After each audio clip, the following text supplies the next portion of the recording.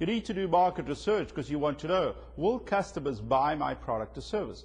How much will they be prepared to pay for my product or service? How much are my competitors charging for my product or service? So as a business owner, you need to do some really, really simple market research. One of the first things you need to do is to get a group of customers and ask them the relevant questions. Will you buy my product or service? How much will you be prepared to pay for my market or service? Also find out what your competitors are charging. So go out there, do some research on what your competitors are charging and how much you can charge for your product. Market research is really, really quite easy to do, but many business owners don't do it because they think it's quite complicated. Once you have this information, you can go out there, target your market, and ensure you succeed as a business owner. Sarah was your typical business owner. She had come up with this great idea that she was going to offer a service to people where she'd take all your CDs and she'd put it on your iPod for you. And she had decided that this was a great service. People were going to pay for it. She knew that people would pay for this service. So I said to Sarah, I said, Sarah, have you done your research?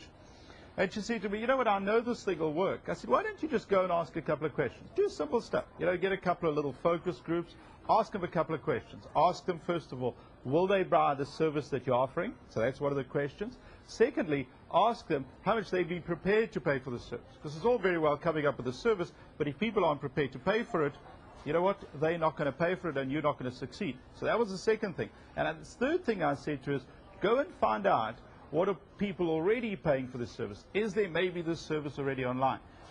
What she then did, she got these little focus groups, started doing a bit of research and asked the question, so will you buy this service? And a lot of them said yes, they'd love a service like that. But would they pay for it? And the answer was every single time, no. The answer came back every single time, no, they'd pay for it, but not the price that she was prepared to charge. So what Sarah did was to do research on what other people were charging for the service. And $1 seemed to be the price. So for $1, you can get a CD converted onto an electronic format that you can then put onto your iPod.